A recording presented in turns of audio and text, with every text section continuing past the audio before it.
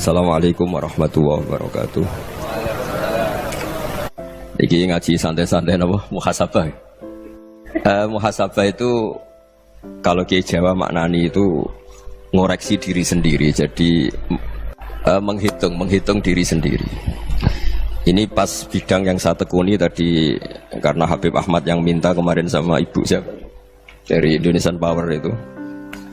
Ibu Lia, saya turutin sekaligus saya sambil belajar terus tentang muhasabah. Dalam konteks Indonesia, muhasabah itu sudah jadi perilaku ya. Karena dulu orang tua saya, guru-guru saya kalau ngandani itu, bayangkan kalau kamu jadi dia. Jadi misalnya kita mentang-mentang atasan, otoriter sama bawahan. Bayangkan kalau kamu jadi yang bawahan itu kayak apa? Laukun tamakanah, kalau orang Arab bilang, bayangkan kalau kamu di posisi dia. Makanya guyonannya orang-orang Indonesia itu kan orang ngaramkan judi gitu, bareng dikasih tahu. Tapi yang menang anak jenengan, alhamdulillah. Ternyata ngaramkan itu karena ada anaknya. Kalau anaknya yang menang ya seneng. Meskipun itu guyonan, tapi saya punya padanan itu dalam kitab Hikam. Nabi Ibrahim itu Khalilur Rahman, tentu bencinya minta ampun sama yang namanya maksiat. Suatu saat beliau diterbangkan di alam malakut. Itu kalau di Hikam saya halaman 15 juga. Saya masih ingat betul. Mungkin kalau Anda beda halaman karena beda cetakan. Setelah diterbangkan di alam malakut, diperlihatkan sama Allah. Ada orang pezina, ada orang syaribul khomri, ada orang mabuk, ada orang macam-macam. Allah tanya sama Nabi Ibrahim, bagaimana pendapat kamu Ibrahim tentang mereka yang maksiat? Kata Nabi Ibrahim, ya Allah, habisi saja mereka. Mereka hidup di bumi engkau, makan rezeki engkau, kemudian mereka tidak taat sama engkau. Singkat cerita, di fase itu, saya ulang lagi, di fase itu Allah nurutin sampai sekian peristiwa, mungkin 3 atau 4. Sudah, setelah sekian tahun Nabi Ibrahim lupa peristiwa itu, kemudian beliau diminta menyembelih anaknya. Ini versi kitab Hikam. Memang versinya banyak tentang kenapa Nabi Ibrahim disuruh menyembelih anaknya. Ketika mau menyembelih anaknya, Nabi Ibrahim ragu. Huwa samratu fuadi, anak saya ini buah hati saya, kenapa engkau suruh menyembelih? Terus kata Allah, apa kamu tidak ingat ketika kamu saya angkat di alam malakut, kemudian kamu usul bunuh-bunuh, saya tidak mempertimbangkan usul Anda, tapi kenapa sekarang saya merintahkan kamu mikir gitu? Terus, ya karena ini anak saya ya Allah. Terus kata Allah, rumang samu wong sumpukon mata ini gak gawean kau sing gawe kowe enak wae usul mata ini. Jadi saya yang bikin, kemudian Anda enak aja usul membunuh. Semenjak itu Nabi Ibrahim itu di eranya itu asfaqun nas, orang paling sayang sama manusia. Karena kadang kita keras itu ya kebetulan itu udah anak kita, ada keluarga kita. Cara orang Jawa itu kan gitu ya, kalau ada perempuan terus macak yang macam-macam pakai sepeda motor cowok, terus wah itu luput suwuk, semoga-moga gini. Tapi setelah dikasih tahu, niku ponakane jenengan, semoga-moga selamat. Jadi jangan-jangan kemarin ahlil ma'asi itu kebetulan itu tidak keluarga kita. Kalau keluarga kita yang pernah salah pada kita, semangat kita mintakan maaf. Jangan-jangan kita didikte hukum sosial gitu. Jadi orang yang salah, kebetulan itu orang yang menservis kita, atau keluarga kita, atau orang dekat kita. Jangan-jangan semangat kita mintakan ampun. Tapi kalau sama orang lain, kebetulan musuh kita semangatnya minta itu kena azab. Nah ini yang nggak boleh dalam Islam. Islam mengajarkan niru Rasulullah SAW, Nabi itu rahmatal lil alamin. Bahkan kemarin saya ngaji virtual sama beberapa habaib. Ada Habib Ali Al-Jufri dari Mesir, ada Habib Alwi dari Kuitang, ada Habib Nabil Al-Musawa. Dari sekian habaib itu saya masih ingat diantaranya yang didawuhkan rahmatan lil alamin itu ketika Nabi adzahu qaumuh, disakiti oleh kaumnya, dan itu mereka masih kafir semua. Itu mereka dapat doanya Nabi, Allahumma hdi qaumi fa innahum la ya'lamun. Kayak apa baiknya Nabi, orang yang menyakiti, yang melukai, tapi Nabi masih berdoa, Allahumma hdi qaumi fa innahum la ya'lamun. Sayyidina Umar dapat doanya Nabi itu yakhina kana kafiran, ketika masih kafir didoakan, Allahumma aizzal Islam bi Umar. Itu ketika masih kafir. Itu pelajaran bagi kita bahwa yang sedang tidak cocok pun itu berdapat doa kita. Ya doa supaya kondisi kita baik, hari tambah baik. Karena agama ini Saya berkali-kali bilang limangka nayarjuwa hawal yawmal akhir. Agama ini diperuntukkan bagi yang selalu punya harapan pada Allah Subhanahu wa taala. Saya cerita muhasabah ini tentang hubungan kita dengan Allah. Di Indonesia itu banyak orang fasik, banyak orang nakal. Ya di mana-mana orang nakal itu ya mayoritas, wa aksaruhum fasikun. Tapi berkahnya harapan. Mungkin saya kira nakal sok benda, mungkin saya kira sholat sok ben sholat, mungkin sekarang belum sakhok, belum dermawan, suatu saat dermawan. Barokahnya itu kefasikan ini dianggap sementara. Sedang fasik, sedang tidak benar. Karena kiai-kiai kita, para guru-guru kita, para habaib utamanya itu mesti bilang semoga husnul khotimah. Nah barokahnya doa itu semoga husnul khotimah itu menjadikan satu pola sosial. Yang sedang fasik ini masih diharapkan jadi lebih baik, jadi lebih. Sehingga kita tidak ngambil sikap ekstrim, yang ingin menghabisi atau ingin mengadili, tidak. Karena selalu kita punya harapan, Dan agama ini limangka nerjuwa hawal yawmal akhir. Bayangkan dulu kalau yang nakal itu anak kamu. Pasti kamu nggak ingin kan langsung dapat azab, dapat apa. Padahal kita semua jadi tokoh ini abul kulli, bapak dari semuanya. Sehingga ketika Rasulullah SAW jalan-jalan kemudian melihat perempuan sedang menyalakan api. Kalau apinya mati ditiup, anaknya dijauhkan. Nanti kalau sudah jauh dari api, anaknya digendong lagi. Terus kata Rasulullah, matur ke semua sahabat, Aro'aitum anna hadih tarihatan waladaha alan nar. Apa kamu berpendapat bahwa perempuan ini akan melemparkan anaknya ke neraka? Tidak ya Rasulullah. Tidak akan seorang ibu melemparkan anaknya ke api. Terus kata Rasulullah, Allahu arhamu min hadih biwaladiha. Allah lebih rahman, lebih rahim dibanding orang tua ini kepada anaknya. Ini yang harus kita kenalkan terus, kita kampanyakan terus supaya orang hubungannya dengan Allah itu nyaman, asik. Sehingga dengan demikian selalu ada harapan bahwa yang sedang nakal ini suatu saat tobat. Kita tidak boleh menghukumi pasti begini, pasti gini, itu tidak wilayah kita. Itu juga yang dicontohkan Rasulullah SAW. Secara lahir Nabi itu nggak berkenan sama Wahsy, karena Wahsy itu salahnya salah fatal karena membunuh ahabban nasi ila Rasulillah, yaitu membunuh Said Hamzah. Jadi ketika Wahsy tobat, Nabi itu nerima tobatnya. Dan ketika beliau dengan basariyahnya agak siap ketemu Wahsy karena harus ingat Sayyid Hamzah, basariyahnya diturutin. Oke kamu iman, saya turutin, tapi jangan sering ketemu saya. Karena kalau ketemu kamu, saya masih ingat sama paman saya, Sayyid Hamzah. Kita bisa ngelola seperti itu. Kita tidak cocok sama orang, bagaimanapun mereka umat Rasulullah SAW, kita tetap mencintai mereka. Misalnya kalau beda agama, mereka sama-sama orang Indonesia, kita mencintai mereka atas nama warga Indonesia. Tapi kalau misalnya potongannya ora cocok, beda kultur, bawaannya itu mangkelno cara Jawa, ya bisa diilmoni, jangan ketemu. Wong sudah tidak cocok, ingin ketemu nyari solusi, roh ini tok seneng itu kan ya repot gitu. Ya sudah kalau nggak mati cocok ya jangan sering ketemu. Dan itu kita bisa memanage seperti itu tuh bisa. Saya berkali-kali cerita tentang Imam Syafi'i.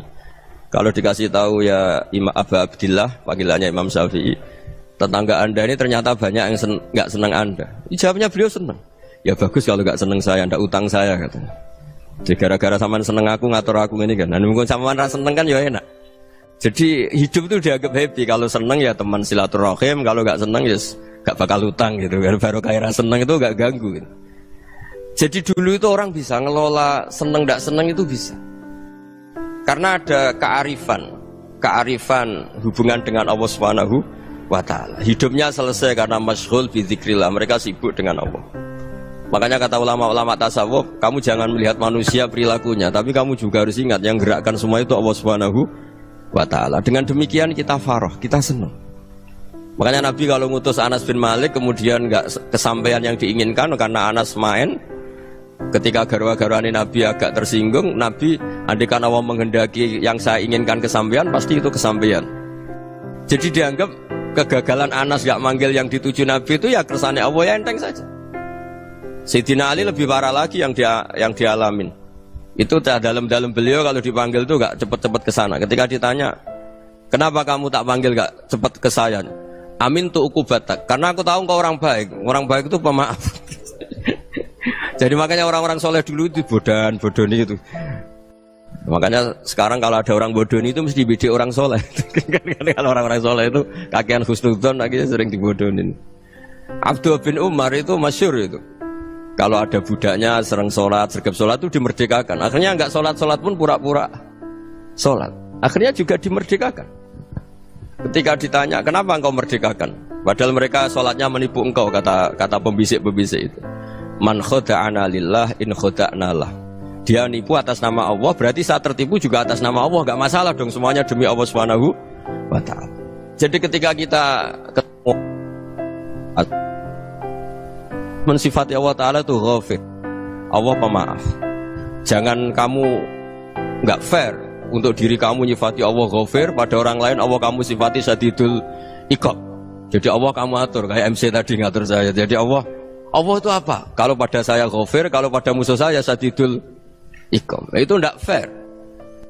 Kalau Anda punya harapan kepada Allah karena Allah Rahman Rahim, Allah ghafir, sebenarnya Allah pada musuh kita ya bisa saja Allah ghafir, bisa saja Allah Rahman.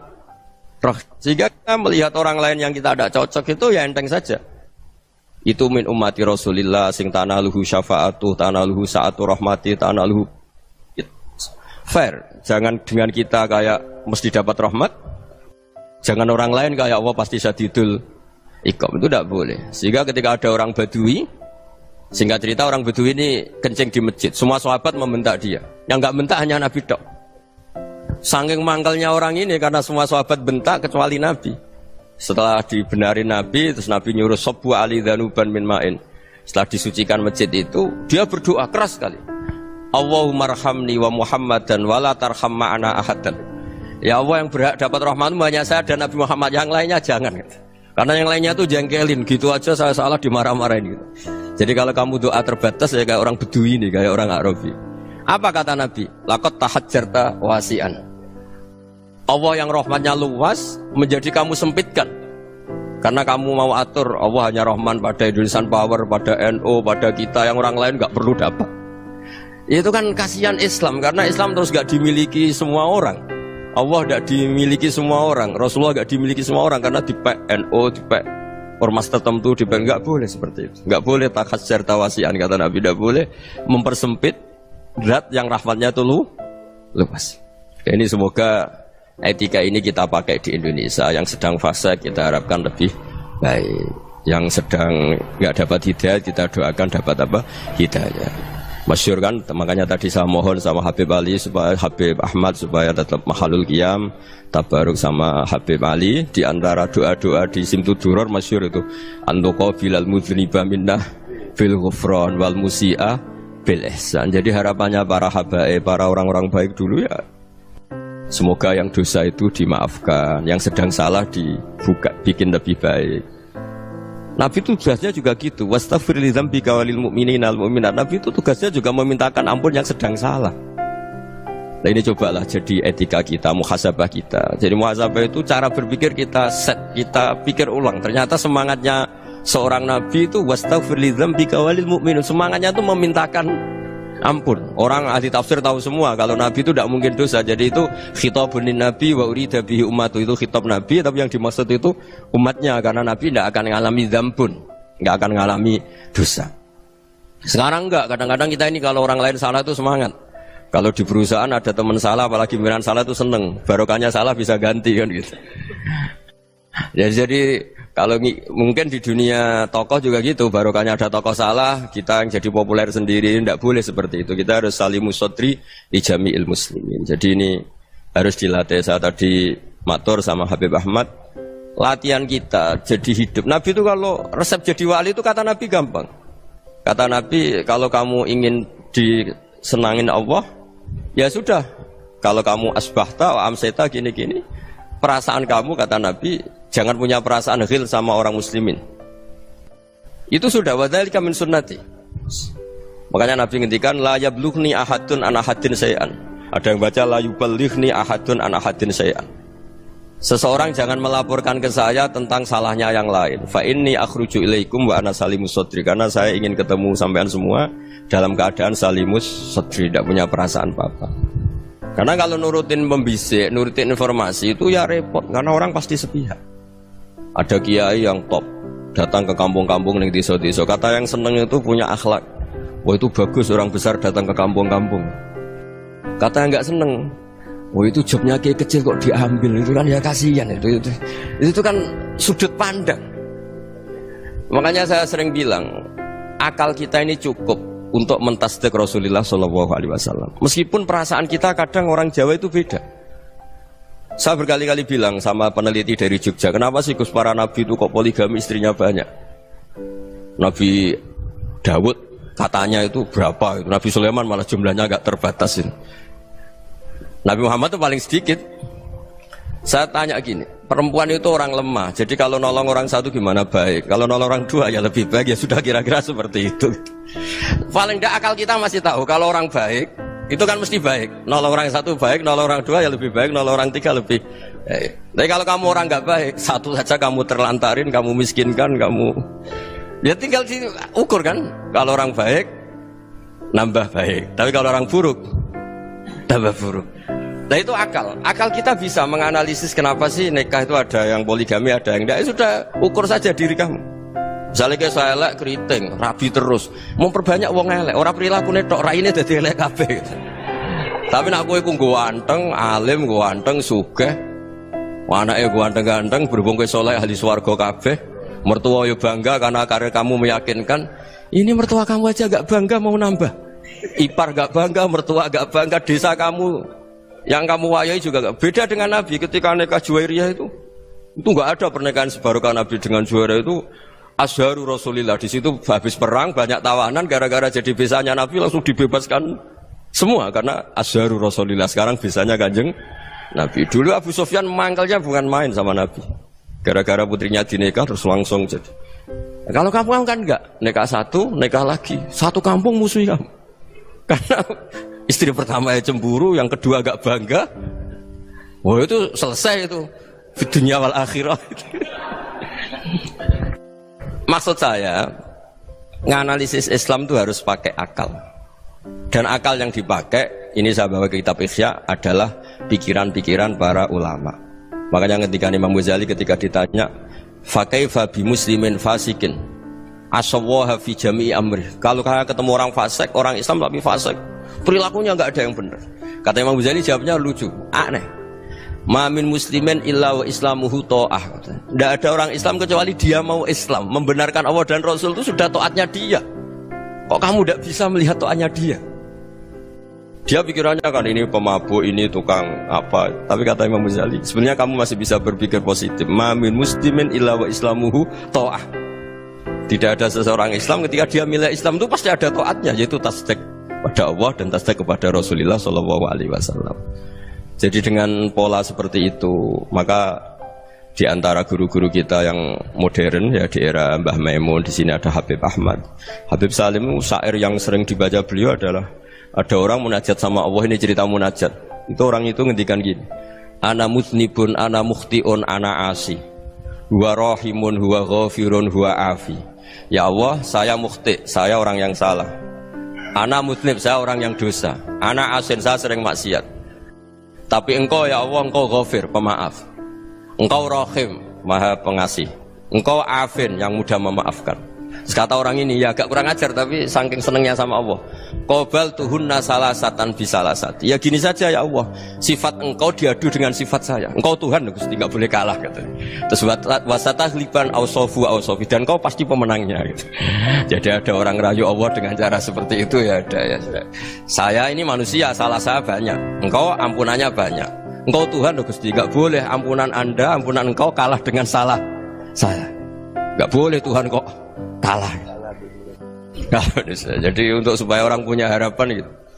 Banyak juga wali-wali yang jadab ketika datang ke makam Rasulullah SAW. Itu kalau dongo ya agak kacau sebetulnya, cara syariat agak kacau. Ya Allah, engkau punya dua pilihan.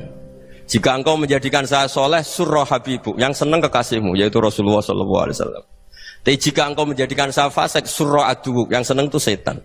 Monggo jenengan mau menyenangkan kekasih jenengan, mau menyenangkan musuh jenengan, monggo. Jenengan bebas kok memilih.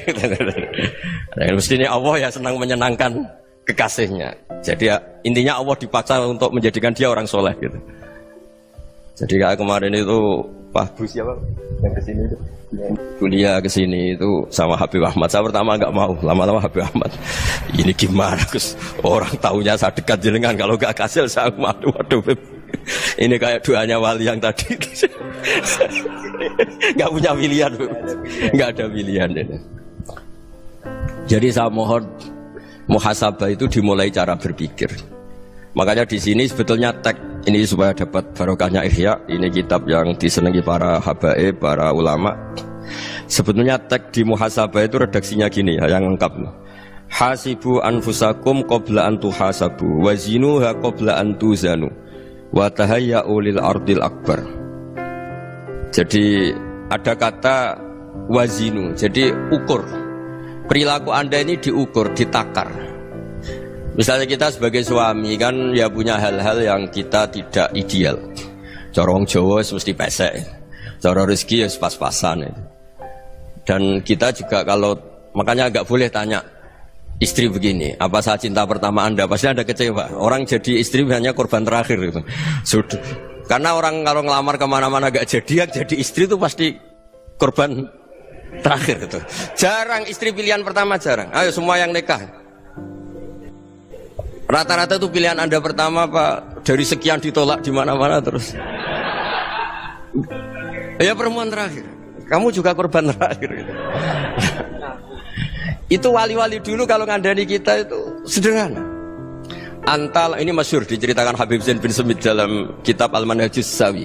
Anta lam tajid min nafsika kullama turid. Fa kaifa turidu min ghairika kullama turid.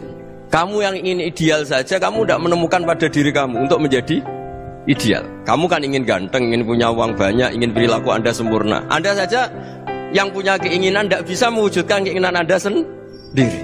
Fa kaifa turidu min ghairika ma turid. Jadi anta lam tajid min nafsika kullama turid. Fa kaifa turidu min ghairika kullama turid. Kamu yang punya keinginan saja. Misalnya saya ingin punya uang banyak, perilaku saya selalu benar, gak pernah salah. Loh, saya yang ingin saja dengan diri saya gak bisa untuk benar terus. Kok kamu berharap orang lain selalu benar? Jadi anta lam tajid ya sama. Kalau kamu menuntut istri kamu itu ramah, neriman, apa kamu neriman sama wajah istri Anda gitu? Engko ya pola neng dindi jajaki sana jajaki sini, kamu sendiri ndak kona apa. Jadi itu nasihat yang luar biasa. Anta lam tajid min nafsika kullama turid, fa kaifa turidu min ghairika kullama turid. Kamu mau menghormati semua orang, ndak mau kan? Kemudian Anda berharap semua orang menghormati kamu. Kamu tidak ingin kan orang lain semua menghujat kamu. Sementara kamu enak aja menghujat orang lain. Makanya Rasulullah SAW itu luar biasa ketika bikin kaidah sosial.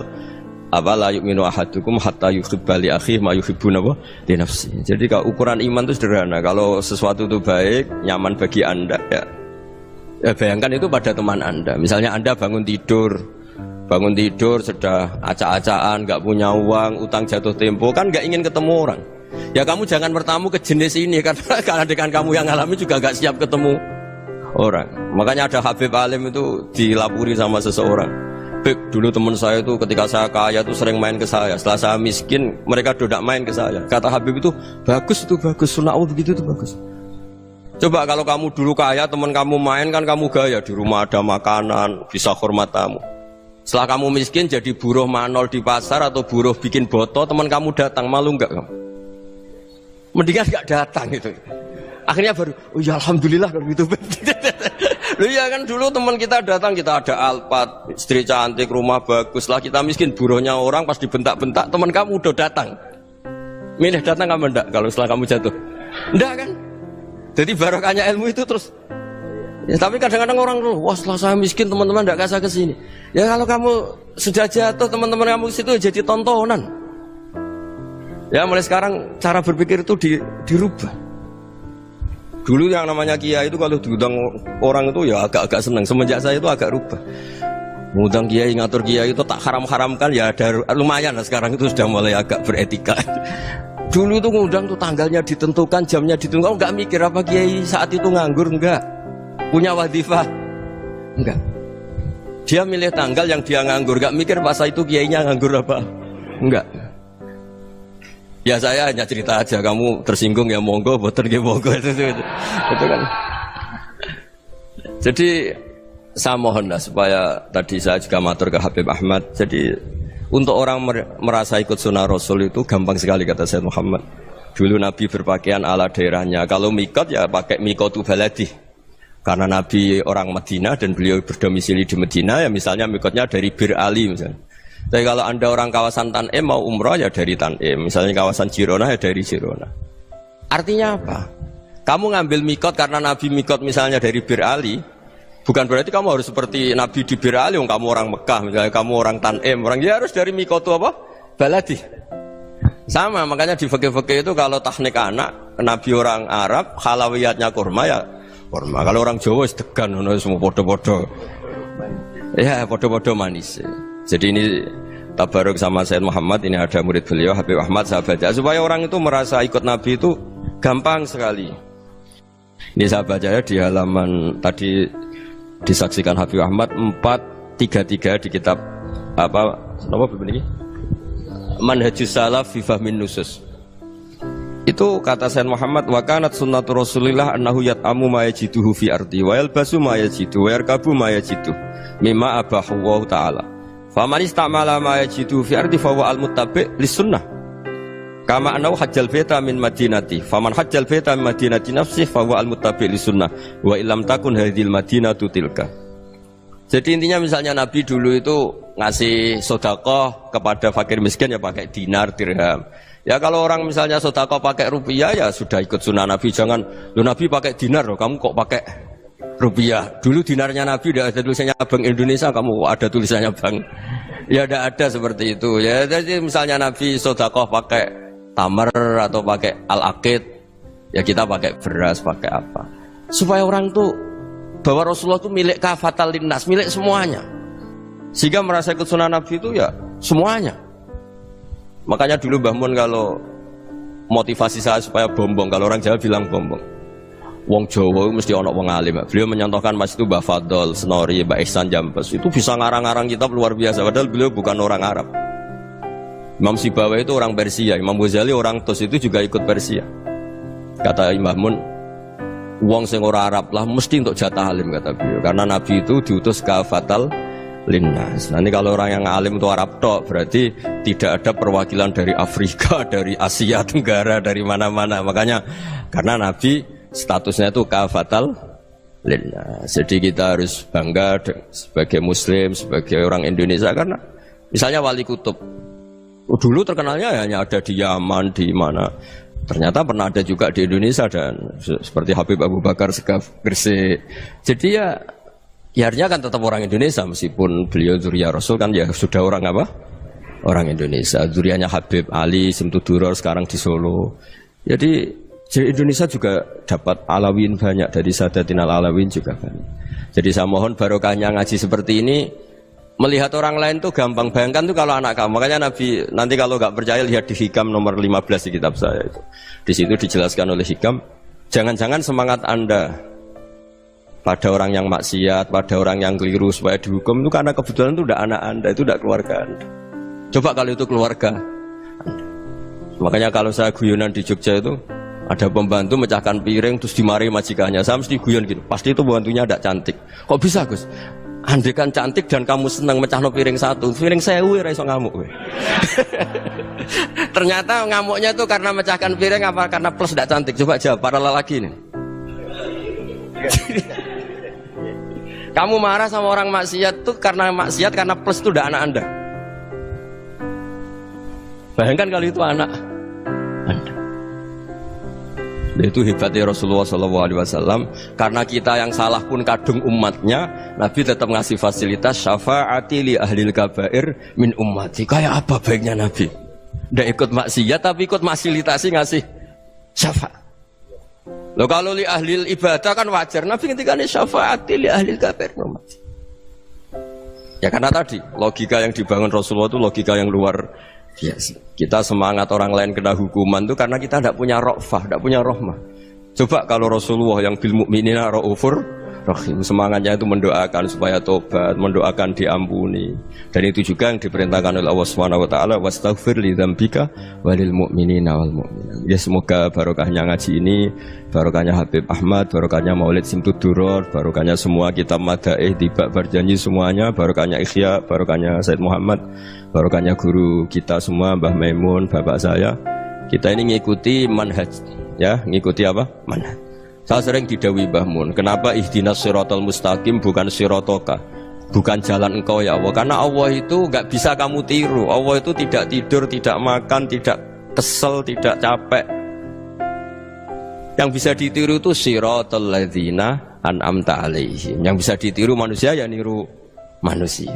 Karena Allah itu tidak bisa ditiru. Makanya ihdinas siratal mustaqim siratal ladzina. Dan niru siapa? Niru guru-guru kita. Termasuk niru cara pandang. Jadi misalnya ada orang awam di rumah itu hanya delok reng, delok tikus liwat, itu kan kayak nganggur. Kok ora tahajud malah mendelok reng. Melihatnya jangan gitu. Huwa tarokal ma'asiyah. Dia di rumahnya tidak dugem, tidak kemana-mana. Dia berarti malam itu tarkul ma'asi.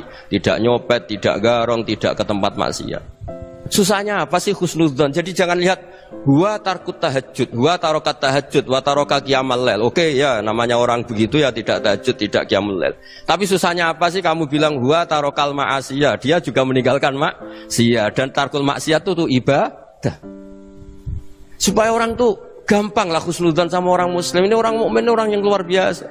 Di mata Allah itu orang yang luar biasa. Kayak tadi Imam Ghazali, kalau saya ketemu orang muslim kemudian dia tidak pernah baik, gimana? Kata Imam Ghazali, ma min muslimin illa wa islamuhu ta'ah. Tidak ada orang Islam ketika dia mentasbihkan Allah dan Rasulullah, berarti dia juga punya taat. Ya ini latihan saja, sing iso nglakoni Habib Ahmad kula namung cerita mawon. Kula cerita secara akademik, saya punya kitab, saya baca, dan alhamdulillah kita paham barokahnya para guru. Dan supaya terbiasalah sebaik-baiknya ibadah husnudzon billah wa husnudzon bil mu'min. Soal tidak cocok ya diilmoni tadi ya, namanya nggak cocok ya jangan sering ketemu.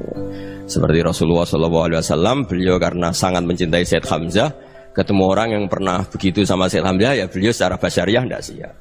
Tapi beliau secara cara bahasa sekarang, secara profesional, kalau beliau seorang nabi dan harus menerima tobatnya siapapun ya diterima. Saya meskipun dengan A, B gak cocok karena dia begini-begini sama saya, tapi saya ingat dia sholat, dia baca sholawat, dia mencintai Rasulullah, ya kita hormat. Ya soal gak cocok ya di manage tadi ya, zuruhiban tasdid huban. Kalau gak pati cocok ya jangan sering ketemu, bawaannya enak nanti. Jadi ya semuanya itu diilmoni lah. Makanya ngendikane Ma'ruf Al-Qurhi, ada yang baca Al-Kharki, mangqala fil yaumi salasa marrat aw marham ummat Muhammad kutiba minal abdal. Karena semangat mencintai siapapun satu hari sering baca marham ummat Muhammad, wa ma asli ummat Muhammad, wa ma tajawaz an ummati Muhammad, itu mesti kutiba minal abdal. Dia pasti termasuk wali abdal. Maksudnya semangat mencintai ya dilatih. Misalnya Indonesia Power atau PLN, andai kan tidak ada PLN tuh kayak apa? Orang nggak bisa ngaji, tidak bisa aktivitas. Ya barokahnya ada PLN, barokahnya jasanya. Kita sadar, tidak semua kebaikan kita ini memenuhi keinginan orang banyak. Gitu. Orang banyak ingin listrik, ingin saluran apa, dan itu kadang yang mewujudkan orang lain atau kelompok lain. Ya karena itu manfaat ke orang lain ya kita doakan. Karena khairun nas anfa'uhum linnas. Sehingga kita terbiasalah ngakui orang lain. Seperti semangatnya Rasulullah SAW, semuanya itu didoakan, semuanya diinginkan kebaikannya. Bahkan Nabi gak putus asa sampai di akhirat. Ketika Nabi lain sudah putus asa karena sudah akhirat, sampai dimintai syafaat semuanya bilang nafsi, nafsi. Karena merasa semuanya gak punya nyali di depan Allah. Karena ini sudah akhirat, sudah finish. Tapi apa Rasulullah? Analah. Ya udah, saya sanggup mensyafaati kalian. Terus kata Nabi, fa'atiyal arsya. Saya mendatangi aras fa akhiru lahu sajidan, saya sujud wa ahmaduhu bima hamida 'allamani rabbi. Kemudian saya tetap muji Allah dengan pujian yang terus menerus. Padahal sudah di akhirat sudah finish. Nabi dimintai syafaat masih sanggup karena Nabi tahu akhirat tidak bisa mendikte Allah, tidak bisa. Allah terus bilang, "Ya Allah ini akhirat loh, engkau sudah tidak boleh mensyafaat." Tidak bisa. Allah tidak bisa diganggu akhirat. Allah tidak boleh dibatalkan rahmannya oleh akhirat. Allah tetap Rahman Rahim abadal abad. Dan Nabi tahu itu.